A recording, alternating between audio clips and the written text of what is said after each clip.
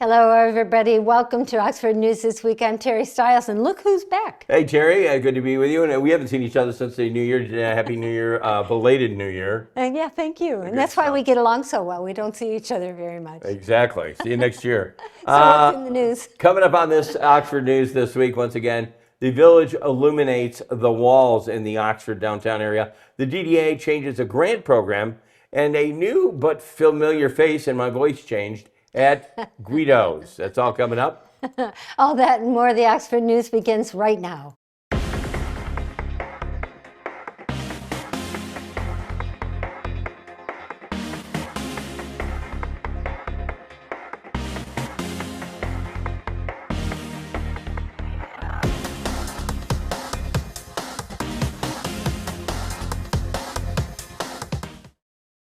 The Oxford Village Council approved changes to downtown sign regulations. The amendment passed January 13th, and it allows internally illuminated wall signs in the village's C1 core district, C1 transition, and C2 districts, primarily covering downtown along Washington Street. Village manager Joe Medor said the change streamlines what had previously required special use approval, while still allowing proposals to be reviewed by the Planning Commission if there are any concerns. Under the new rules, first floor businesses may install up to 30 square feet of wall signage, with illuminated signs required to include automatic dimmers and a light sensor to limit brightness. A public hearing was held on January 6th, and it seemed to go okay. Jim? The Oxford Downtown Development Authority has approved changes to its sign and the facade grant programs, including a new option for murals. Buildings in the DDA district may now apply for two sign grants. One front and one rear or side and murals are now eligible for funding, with the one mural allowed per building and $10,000 cap. The updates also clarify facade grant rules, outlining eligible improvements and excluding items like vinyl siding and mechanical equipment. Facade grants may be awarded once every 5 years per building. Terry?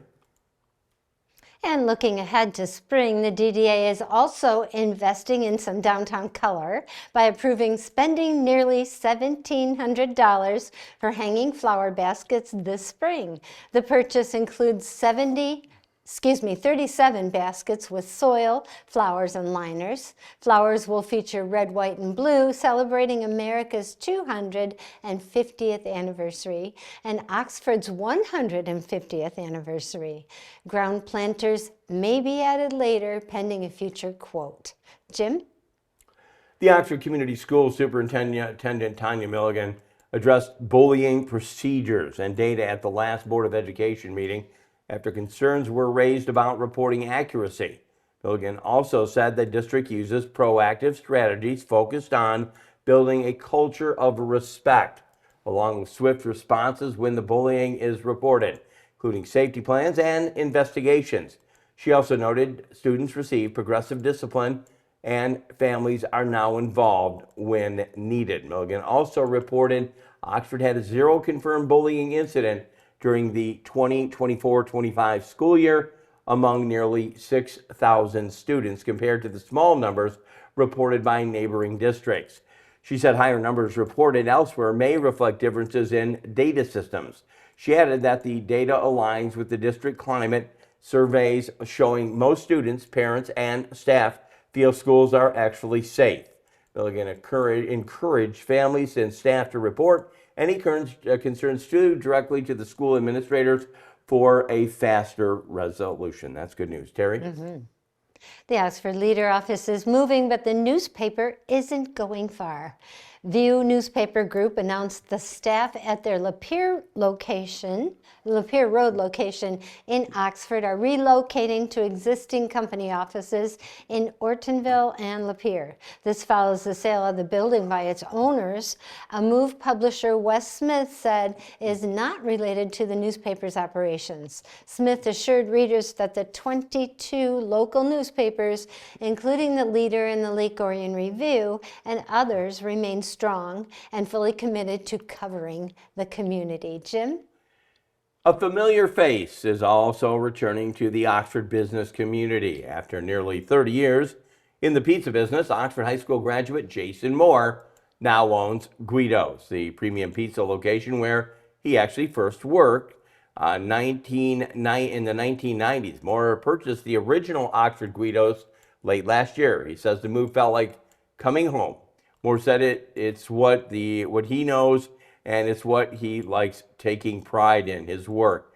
Moore owns 2 other Guido's locations. Says Guido's guarantee remains unchanged. Welcome home, and good to have another new pizza outlet here. Terry. Yep. Beyond our borders, families across Michigan are being encouraged to explore their options for which school will best suit them. School of Choice Week was underway last week in Michigan. More than 800 schools statewide hosting events to help parents find the best fit for their children. Educational options include public, charter, magnet, private, and online, home, and non-traditional schools. More information is available at schoolchoice.com/Michigan. Staying in school news, 10 Oakland County school districts, including Oxford, will receive additional funding from the Michigan Department of Education totaling $12 million statewide. The funds may be used for teacher mentoring, training materials, staffing costs. School board decisions related to the funding can be viewed on OCTV's YouTube channel. Jim?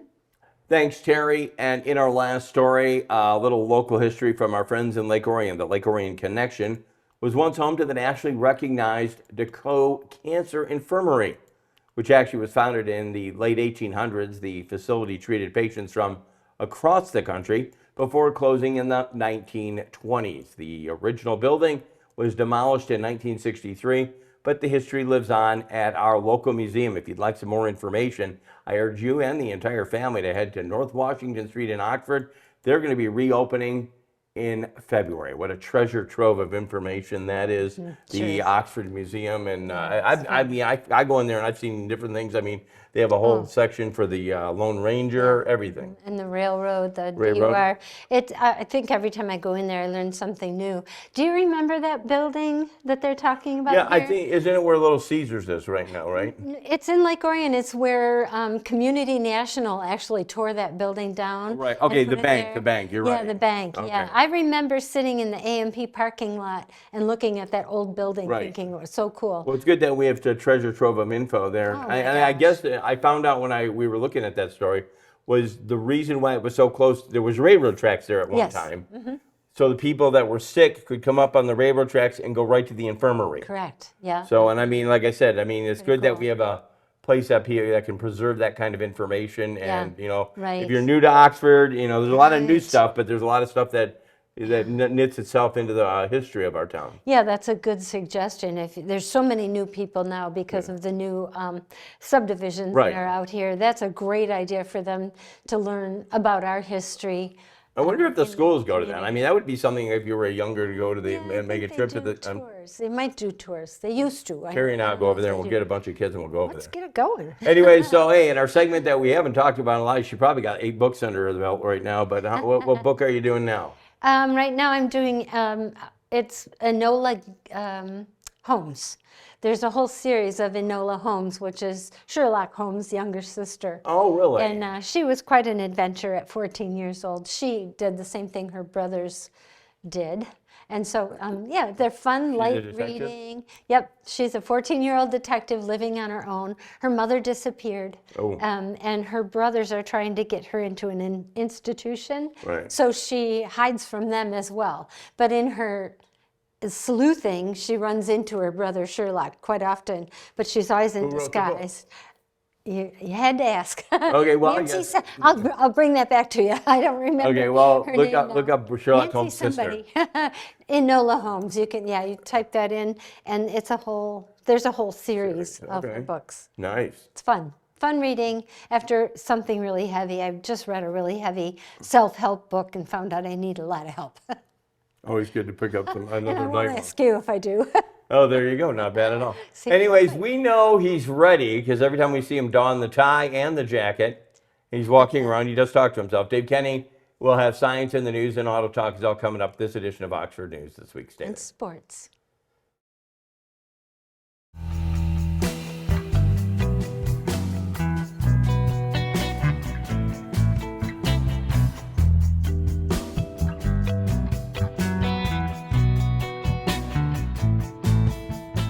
In today's digital world, it's hard to know who to trust. Your local TV and radio stations bring you the facts. Misinformation and deep fakes flood social media, but broadcasters deliver verified and accurate news. For news, emergency updates, sports, and entertainment, turn to your local stations. Text TV to 52886 and urge Congress to support the vital local journalism broadcasters provide. Welcome to this edition of Auto Talk. I'm Dave Kenny, and this story is taken from Automotive News. Mercedes-Benz flagship sedan is undergoing a freshening for the 2027 model year that's centered on improved technology and plusher amenities. The refreshed large sedan gains a 20% larger illuminated grille, redesigned headlights, new taillights, and the option to have an illuminated standing star logo on the hood. The design changes evoke Mercedes' Vision iconic concept, which was revealed in October. The German luxury brand said the changes represent the most extensive mid-cycle update ever for the S-Class, with 50% of the car's components either newly developed or re-engineered. The 7th generation S-Class debuted in 2020 and went on sale in 2021. Updates to the driver and passenger experience are significant for 2027. The Mercedes-Benz operating system, or MB.OS, powers driver assistance, infotainment, and even driving performance. MB.OS is connected to the Mercedes-Benz Intelligent Cloud, which enables over-the-air updates.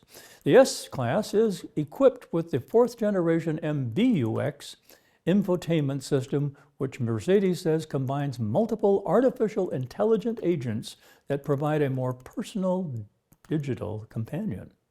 With MB.OS and its AI-driven capabilities, our flagship enters a new era of intelligence, Jörg Burzer, Mercedes' Chief Technology Officer, said in a statement. A 14.4-inch central display and a 12.3-inch driver and front passengers displays are standard and make up what Mercedes refers to as the MBUX Super Screen. A new dashboard, door trim, and center console complement the screens. Heated seat belts for the front seats are optional. The rear seat entertainment system is made up of twin 13.1-inch displays that can utilize video streaming platforms or even video conferencing. U.S. shoppers will have 3 powertrains to choose from. The S580 4MATIC is powered by an 8-cylinder engine with 530 horsepower and 533 pound-feet of torque. A 6-cylinder engine powers the S400 4MATIC.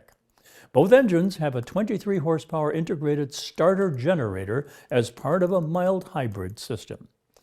The S580e 4MATIC, a plug-in hybrid, combines a 6-cylinder engine with an electric motor for a total of 576 horsepower, an increase of 73 horsepower over the outgoing powertrain.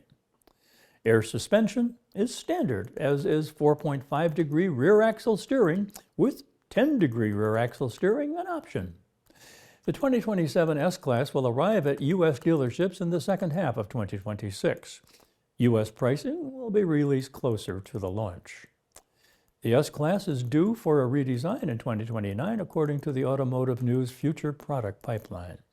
U.S. deliveries of the S-Class totaled about 7,400 in 2025, a drop of 26%, according to an estimate from the Automotive News Research and Data Center. S-Class sales trailed only the BMW 7, that is, series, in the large luxury sedan segment, according to the estimate.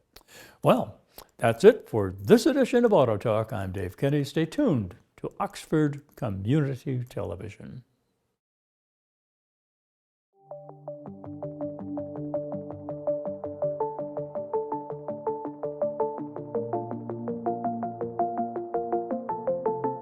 In today's digital world, it's hard to know who to trust.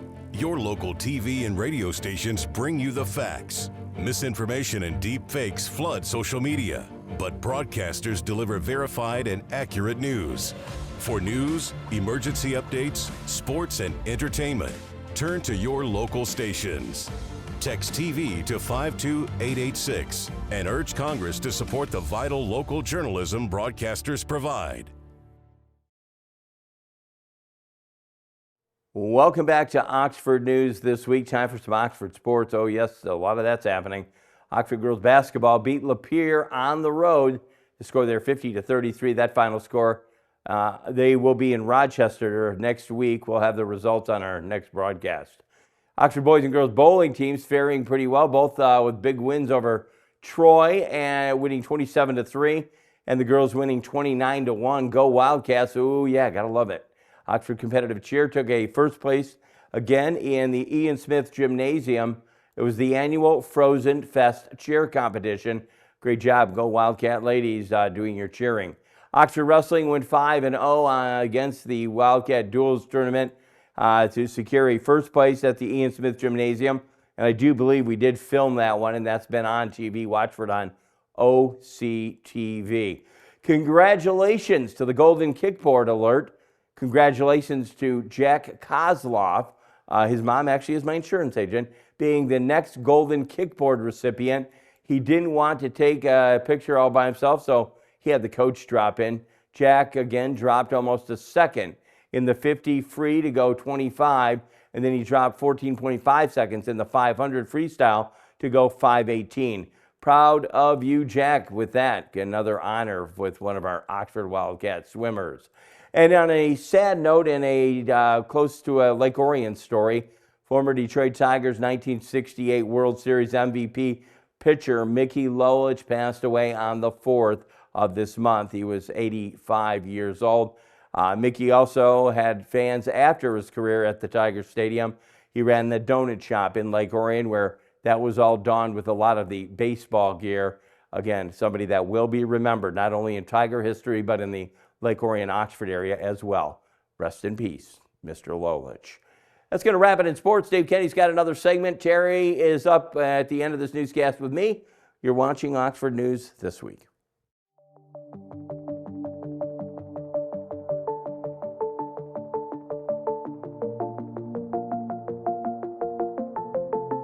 In today's digital world, it's hard to know who to trust. Your local TV and radio stations bring you the facts. Misinformation and deep fakes flood social media, but broadcasters deliver verified and accurate news. For news, emergency updates, sports, and entertainment, turn to your local stations. Text TV to 52886 and urge Congress to support the vital local journalism broadcasters provide. Welcome to Science in the News. I'm Dave Kenny, and this story is taken from the magazine New Scientist. Greenland sharks are thought to live between 250 and 500 years, but their hearts show signs of severe age-related disease even when the sharks are just 150 years old, mere children. Some parts of the shark's body, such as the eyes, seem impervious to aging and to cancer, which might have suggested the marine predator's heart is also protected from age-related decline. But an analysis has revealed that Greenland sharks actually show signs of serious heart disease, and yet there is no apparent loss of function or reduction in the species' lifespan. Alessandro Celerino at Scuola Normale Superiore in Pisa, Italy, a member of the team that conducted the research, says that he found the results of the analysis of 6 Greenland sharks, 4 females and 2 males, all over 3 meters long, truly astonishing. Based on their length, the team estimates that all 6 specimens were between 100 and 150 years of age. The team ran a range of microscopy tests on animals' hearts, including high-resolution fluorescence and electron microscopy. We discovered that the Greenland shark heart is highly fibrotic and full of the aging markers lipofuscin and nitrotryosine. says Celerino. In a human, a high level of fibrosis or scarring of the heart tissue is a common indicator of age-related heart diseases and potential heart failure. However, says Celerino, massive accumulation of lipofuscin linked to mitochondrial damage and other aging markers appears to be non-detrimental and doesn't impair the lifespan of the Greenland shark.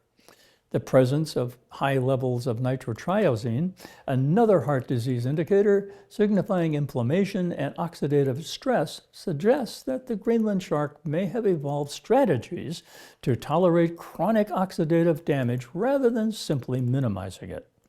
The first time I had a look through the microscope, I assumed what I was seeing was a technical artifact or an experimental error, he says. For comparison, the researchers also studied another deep-sea fish, the velvet-bellied lamprey shark, which has an estimated lifespan of up to 11 years, as well as the turquoise killifish, which is an extremely short-lived species with a lifespan of just a few months and lives in seasonal pools in the African savanna. Elena Ciavicchi, also from the Scuola Normale Superiore, says Greenland sharks possess a highly fibrotic heart, whereas the other two species show no fibrosis at all. Regarding nitrotriosine, the Greenland shark exhibits a massive accumulation, where the lantern shark shows none, says Ciavicchi. Despite its extremely short lifespan, the killifish also shows some of the same nitrotriosine aging markers as the Greenland shark, she says. Celerino says the Greenland shark has extraordinary resilience against aging, particularly cardiac aging. The fact that there exists a creature on this planet whose heart can coexist with aging process without apparent decline is remarkable, he says. Together, these findings highlight the exceptional resilience of the Greenland shark heart and underscore its potential to inform future strategies for promoting healthy aging. Juan Pedro Magalhaes at the University of Birmingham in UK says the study highlights that scientists don't truly understand molecular and cellular mechanisms of aging, or even which aging molecular changes are detrimental and which ones are beneficial. Another conclusion is that researchers need to diversify the animals used in the study to study aging and longevity, says Magalhaes. Most scientists, myself included, employ short-lived animals like worms, mice, and rats, yet clearly we have these amazing long-lived species like the Greenland shark and the bowhead whale that can live much longer than humans and hold the secret of longevity, he says, and the work goes on. Well, that's it for this edition of Science in the News. I'm Dave Kenny. Who can you turn to for news you can trust? Your local TV and radio broadcasters. You trust us to keep you safe during times of crisis and to deliver the weather, sports, and entertainment you rely on every day. We bring you the facts you need to make decisions that matter. And as misinformation floods social media, you can trust your local stations to deliver the truth. Text TV to 52886 and tell Congress you rely on your local stations for trusted news.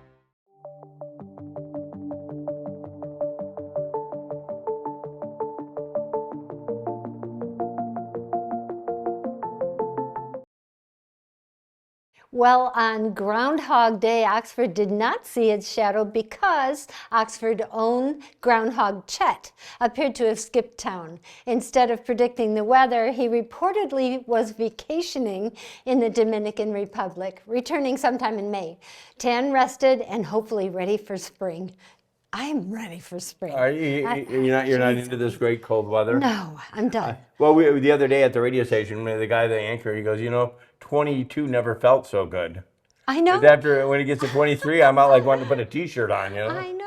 The sun was out the other day and it was 20 and people were saying, "Hi, how you doing?" As you're walking through it's like spring. Exactly. And it was nice to see the story of the DDA planning for spring to get the spring flower baskets. So it's around the corner. It's just a big corner. My mom is, she loves she's outside every morning, does her plants, and Yeah, I definitely, she loves spring. My Yeah. mom's the one that really enjoys it. I'm sure a lot of people do. So. Yes, it just elevates everybody's mood. Right now, we're all hunkered down and walking to our car and not even noticing. I passed my sister-in-law in the parking lot the other day and didn't even notice it.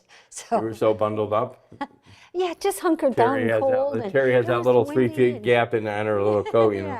Yeah, yep. Anyways, I hope you are trying to stay warm wherever you are. Hopefully, we'll be able to get warm together and meet in the downtown area. A lot of events coming up. I know I saw some captions about the DDA. You know, they got a lot of things coming up. She has a lot on board. Yep. No, anyways, how you been doing? Doing good. We're getting through. We are getting through. Yeah, so as far as OCTV is concerned, we're doing okay right now. But again, there's another bill in the House. I should let everybody know that. Tell 'em about it. There's a bill in the House. It's HB 5425 or Right. 23 House bill, and it's another bill like I talked about last year, mirroring it actually. Right. They're trying to get streamers not to have to streaming video services not to have to pay to use our rights away, just like AT&T, Charter, and Comcast does. Right. And that's where we get our Spectrum, funding too. from. And so, and Spectrum, yeah, Charter, Spectrum. Yeah.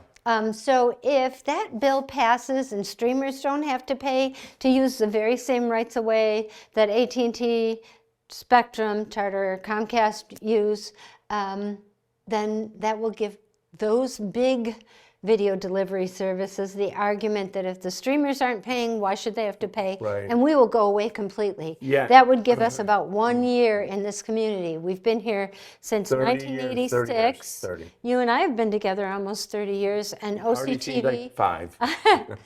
I was going to say this, and and we all stream, and to say you don't, it's probably not right. So Right. maybe you're not paying a franchise fee. Now I know my parents, they pay the Spectrum bill. That's going Yes. in. It's going to the entities. The entities are doing their part. We're trying to do our part. Maybe if you stream, and maybe if you have a youngster in the high school that plays in the band or the sporting event, or you like anything we do broadcast here, maybe you could make a tax-deductible donation. We're trying to come up with a funding, and I mean, we've never had to ask for money Right. more than we do now. Yep. And again, the way you could do that is maybe if you stream and you like what you see here, maybe you do watch the news program. Hopefully you do. Otherwise, you won't be seeing this. Or you see any one of our sports broadcasts. We would definitely, or if you want to become a sponsor, maybe you're a new Sponsorship, business in town. sure. We've had a lot of businesses. I'll name a few.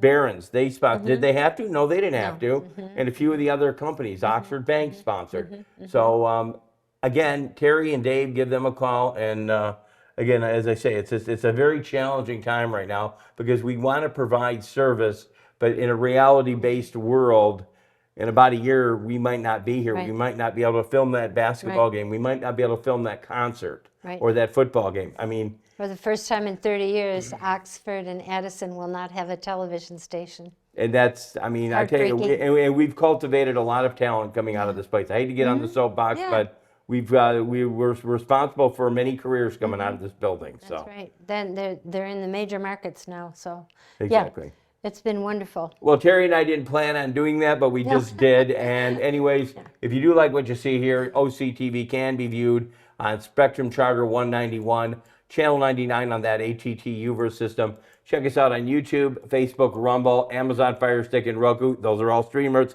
You could pay some money if you want. And the Roku app as well. Once again, we'd like to thank the entities who help us with what they do, the funding that they send in. Sure. If you have a show idea or would like to volunteer at OCTV, give our office a call at 248-628-9658. Very special thank you to producer, director Kyle Snage, our station manager Terry Stiles, for everyone here at OCTV. I'm Jim Hughes, hoping you have a safe, pleasant week. I invite you back next time. And again, we will take a look at Oxford News this week.